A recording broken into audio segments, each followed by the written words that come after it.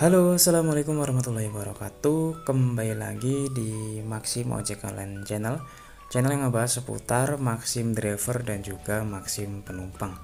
Nah, oke, dalam video kali ini teman-teman semua ya, para driver, kami akan ngebahas tentang kesalahan Maxim driver yang sering terjadi ya, dan ini harus dihindari oleh teman-teman Maxim ya, biar nanti pembahasannya lebih enak. Langsung aja kita buka di aplikasi text drivernya.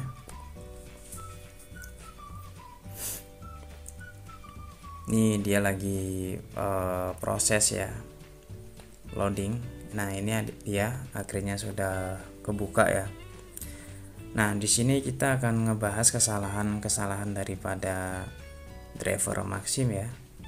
Nanti kalau ada yang mau ditambahkan silakan ya teman-teman, tambahkan aja di link komentar sesuai dengan pengalaman teman-teman semua. Ini pengalaman saya gitu.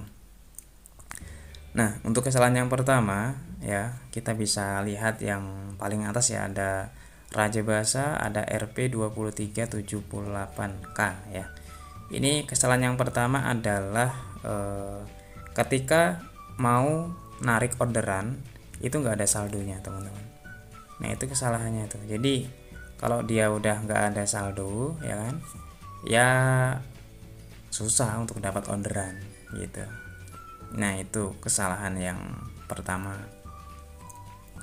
Nah, lalu kesalahan yang kedua adalah kita bisa buka ya, ini contoh orderan yang paling dekat.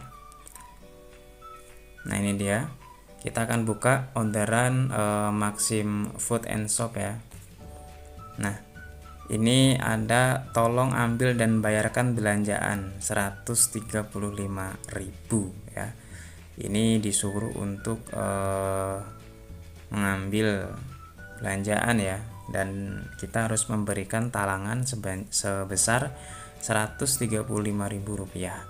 Nah, kesalahan driver itu dia nggak bawa uang talangan ya kan, tapi dia sudah meminta orderan gitu ya. Karena kalau kita nggak bawa uang talangan gitu kan ya susah gitu kan, kita harus bisa komunikasi lagi dengan customernya. Jadi seorang driver itu harus menyediakan uang talangan. Nah, kalau misalkan uang talangannya kecil, misalkan kita cuma megang 50.000 ya, jangan diambil gitu ya.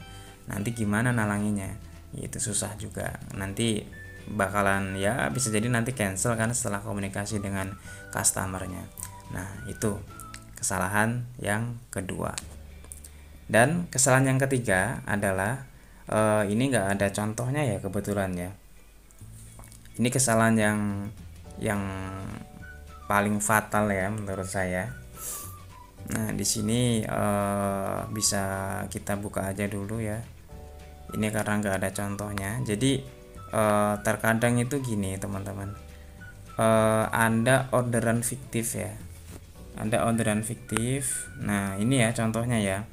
Ini salah satu contoh orderan fiktif ya. Jadi disuruh bayar ya. Sebenarnya ya ini nggak tahu ya ini benar-benar real atau enggak. Cuman rata-rata kalau yang dia itu seperti ini dia fiktif. Nah, ini teman-teman ada yang ngambil gitu ya. Itu kesalahannya, dan ngambilnya itu nanti langsung dibayarkan.